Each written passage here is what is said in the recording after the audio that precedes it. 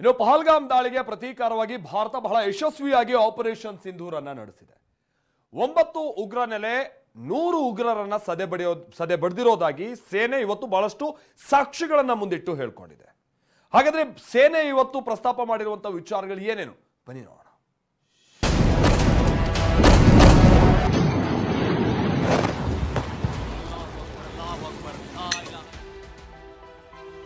China missile piece ಇಲ್ಲಿದೆ ನೋಡಿ ಸಾಕ್ಷ್ಯ.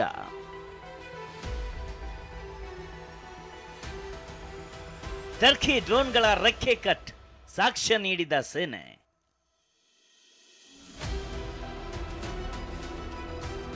ಪಾಕ್ ಏರ್ ಬೇಸ್ಗಳು ಢಮಾರ್ ವಿಡಿಯೋ ರಿಲೀಸ್.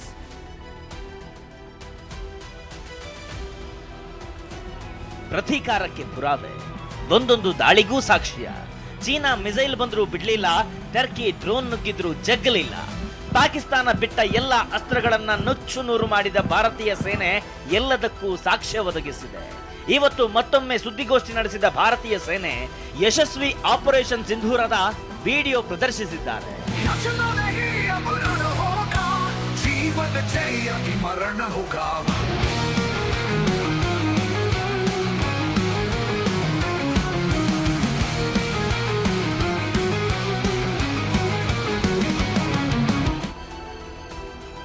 ಚೀನಾ ಕ್ಷಿಪಣಿ ಧ್ವಂಸ, ಟರ್ಕಿ ಡ್ರೋನ್ ಉಡೀಸ್.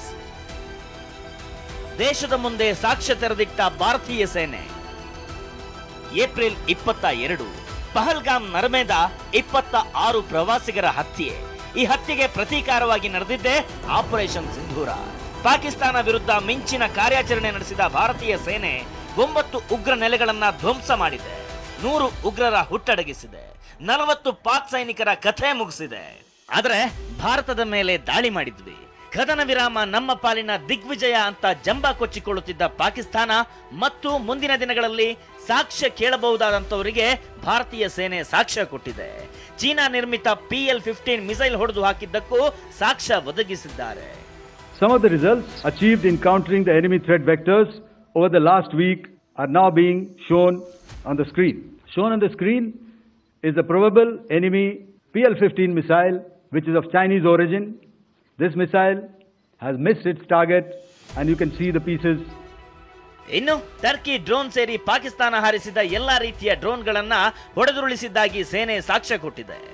और जहां तक ये ड्रोन टर्किश ड्रोन्स का सवाल है, आपने देखा किस तरह के रेकेज यहाँ पे फोटोग्राफ्स हमने दिखाए हैं, चाहे वो टर्किश ड्रोन्स हो या और कहीं के भी ड्रोन्स हो.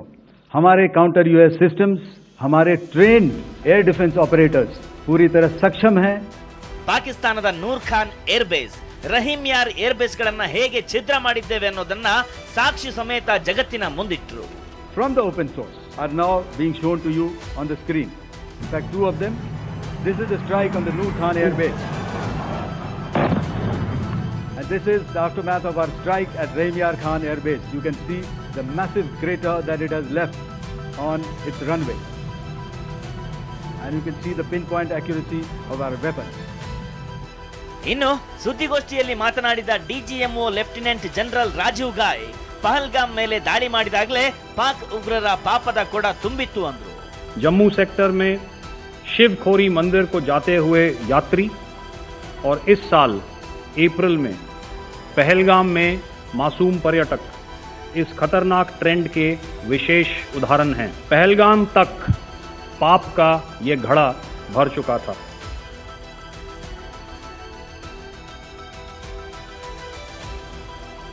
ಪಾಕ್ ಮೇಲೆ ಹೇಗೆ ಅಟ್ಯಾಕ್ ಮಾಡಿದ್ವಿ, ಏನೆಲ್ಲ ಧ್ವಂಸ ಮಾಡಿದ್ದೇವೆ ಅನ್ನೋದನ್ನ ವಿವರಿಸಿದ ಸೇನೆ ಮುಂದಿನ ಆಪರೇಷನ್ಗೆ ಸರ್ವ ಸನ್ನದ್ಧವಾಗಿದ್ದೇವೆ ಅಂತಾನು ಹೇಳಿದೆ. ये एक दूसरी तरह का वॉरफेयर था and it is bound to happen. हम लोग पिछली लड़ाई, अगली जो कभी भी लड़ाई होगी, भगवान करे ना हो, लेकिन अभी यदि हुई तो ये पिछली लड़ाई की तरह नहीं होगी. हर एक लड़ाई जो है अलग तरीके से लड़ी जाती है और टेक्नोलॉजिकल एडवांसमेंट्स हो रहे हैं.